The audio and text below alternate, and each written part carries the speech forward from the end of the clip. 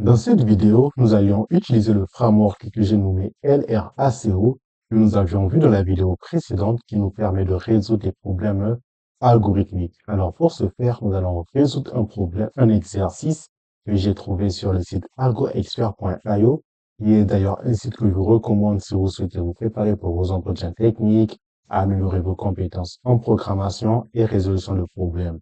Alors, commençons avec la résolution de notre exercice. Le titre de notre exercice se nomme Valider les sous-séquences. Bon, je vais le mettre en français parce que la vidéo elle est en français. Étant donné deux tableaux d'entiers non vides, écrivez une fonction qui détermine si le deuxième tableau est une sous-séquence du premier. Une sous-séquence d'un tableau est un ensemble de nombres qui ne sont pas nécessairement adjacents dans le tableau, mais qui sont dans le même ordre dans lequel ils apparaissent dans le tableau. Par exemple, les nombres 1, 3, 4 forment une sous-séquence du tableau 1, 2, 3, 4. Et les chiffres aussi 2, 4. Notez qu'un seul nombre dans un tableau et le tableau lui-même sont tous deux des sous-séquences valides du tableau.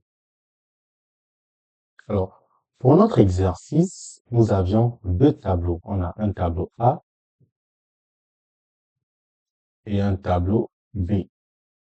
Un tableau A qui contient une liste d'éléments, on peut en parler de 1 à 10, et un tableau B qui contient une liste d'éléments. On peut donner un exemple, les éléments 2 et 5, 8 et 7,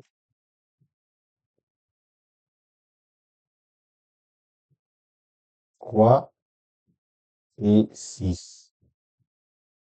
Le but de notre exercice, je fais ça, voilà.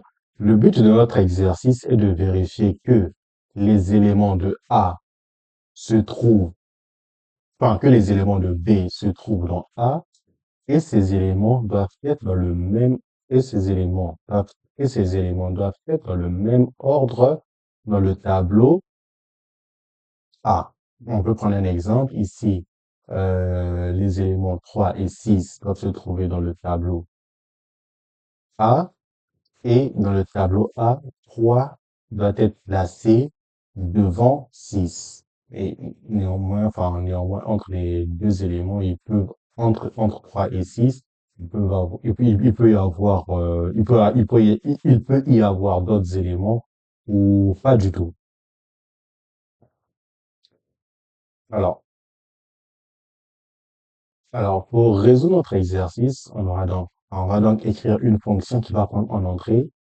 On va donc écrire une fonction qui va prendre en entrée deux tableaux. On a un tableau principal qui est le tableau A et un tableau secondaire qui est le tableau B.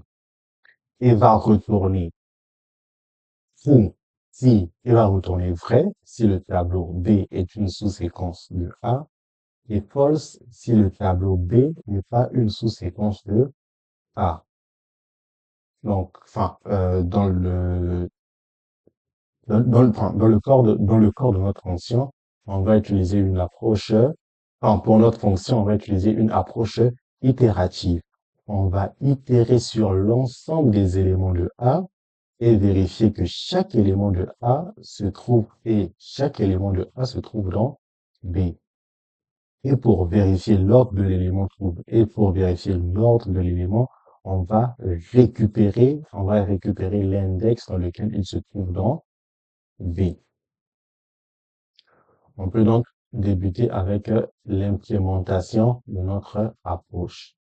Donc, premièrement, on aura besoin de l'index de B. On va initialiser à 0. On va utiliser une approche itérative. Donc, on va parcourir le tableau principal qui nous ont donné ici, comme variable. Donc, for element in array. Deux points. Comme c'est un simple exercice, on ne va pas utiliser les type int en Python. On va vérifier si if element equals sequence de index. Si c'est le cas, on va incrémenter, si c'est le cas, on va incrémenter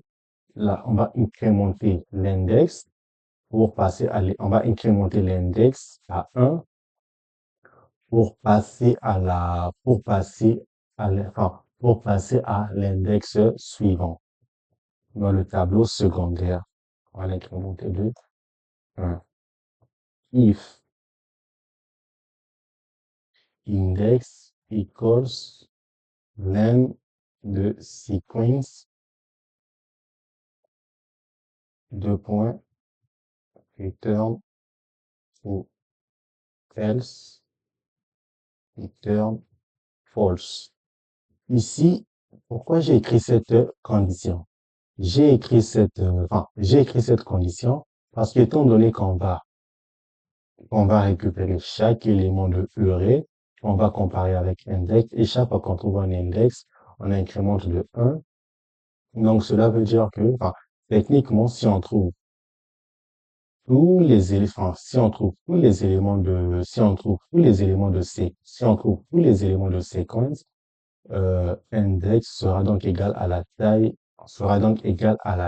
du tableau, sera donc égal à la taille du tableau séquence. Et si c'est pas du tout, si c'est pas du tout une sous-séquence, on va sortir de notre boucle et on va retourner false. On veut donc exécuter notre code. Et là, on voit que que le code a réussi, tout est passé. Ici, sur les questions d'optimisation, sur l'optimisation, je ne vois pas trop comment on peut, à mon avis, je pense que le code, il est déjà assez optimisé. Et merci pour votre attention.